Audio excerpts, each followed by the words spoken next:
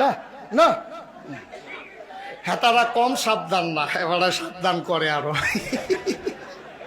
এমনি সাবধান, আবার কয় আরো বিলে সাবধান। এতে কি জান দিয়া লেবো নাকি? কি তা কয় কি তা না, এমনি ডরাইতে আছে, কয় আবার কয় সাবধান। এটা করলে আপনারা কি তারা ভাইকে কিও কি তা রেডি?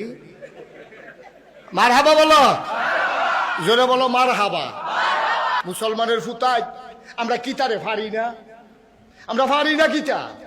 আমরা পুলিশের বুকে যে সামনে যেহেতু বুক পেতে দিতে জানি, আমার যুবকেরা পুলিশের সামনে বুক পেতে দিয়ে বন্দুকের গুলি নিয়ে হাজারের উপরে আমার ছাত্র জনতা এই বাংলাদেশকে দ্বিতীয়বারের মতো স্বাধীন করার জন্য যারা জীবন বিলিয়ে দিতে পারে, ইচ্ছা করলেই তারা সোনার মানুষ হতে পারে। ঠিক কিনা বলো?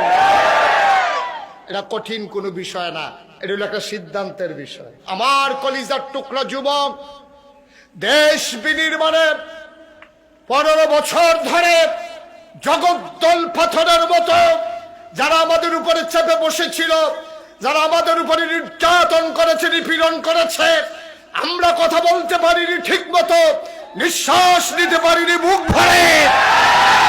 আমার যুবকেরা যেমন করে ওই জগদ্দল পাথরকে বিদায় করে দিয়েছে, ওই আমার যুবকেরা আবার তাদের চরিত্র পাল্টাতে গিয়ে তাদের সুন্দর ইসলামী পোশাক তারা গ্রহণ করবে।